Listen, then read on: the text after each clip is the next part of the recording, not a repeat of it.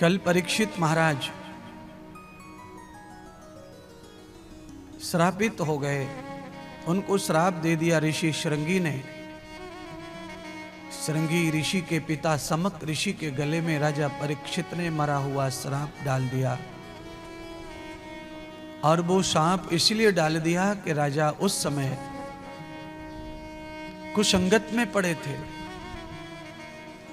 उस कल पुरुष की संगत के कारण राजा की बुद्धि दूषित हो चुकी थी।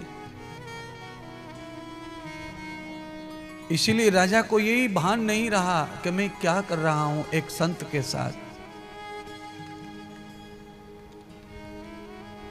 पर राजा के जन्मों का अपने दादी दादा से सीखा हुआ संस्कार, अपनी मां से सीखा हुआ संस्कार राजा को स्मरण आया। देखिए, बड़े से बड़े धर्मात्मा संस्कारी व्यक्ति से भी अपराध हो सकता है, कोई गलती हो सकती है। पर जिन व्यक्तियों के संस्कार उत्तम होते हैं, जीवन उत्तम होता है, ऐसे लोग गलती करके तत्काल पछतावा करते हैं, क्योंकि उनका जो पुण्य है वह उस अपराध को और नहीं बढ़ाता, वहीं के वहीं रुक जाता है और एक ऐसी दिशा की ओर बुद्धि चलने लगती है संस्कारों के कारण, जहां से उस अपराध का भी नाश हो जाए। परीक्षित महाराज के संस्कार उत्तम ही थे, पर कल युग के संग के कारण परीक्षित की बुद्धि थोड़े समय के लिए कुंठित हो गई, निर्णय करने में असमर्थ हो गई। तो राजा हस्तिनापुर लौटकर राजा नहीं आए। राजा ने अवचना कवच कुंडल, अपना हीरे मोती से जड़ा मुकुट, गले में अरबों खरबों की पड़ी हुई मोतियों की माला, सब राजा ने निकाल कर फेंक दी। और राजा ने यह निश्चय कर लिया कि अब 7 ही दिन बचे हैं मृत्यु के, और इन 7 दिनों में बच्चे, परिवार, राज्य, सिंहासन पर बैठ के भी क्या होगा, क्योंकि महात्मा श्रृंगी का श्राप तो झूठा नहीं हो सकता है। अब तो इन 7 दिनों में कुछ ऐसा कर्म कर लिया जाए जिससे मृत्यु को लगा हुआ जो कलंक है वो छूट जाए, मृत्यु पवित्र हो जाए। आप सबके लिए कथा है, लाखों लोग टीवी पर कथा सुन रहे हैं।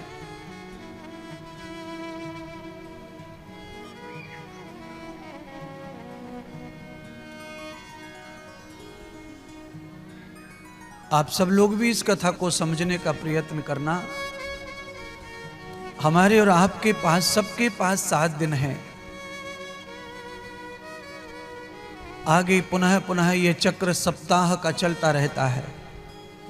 7 दिन बीतेंगे, दूसरी बार 7 दिन प्रारंभ हो जाएंगे। उन 7 दिनों में बंधुओं, हम सबको ही अपनी मृत्यु का सुधार करना है, अपने अंतिम क्षण का सुधार करना है। और जिनका मृत्यु अंतिम क्षण सुधर जाता है, उनका अगला जन्म प्योर हो जाता है, पूरा शुद्ध हो जाता है। क्योंकि जन्म को सुधारने का मतलब कुछ नहीं बचा है।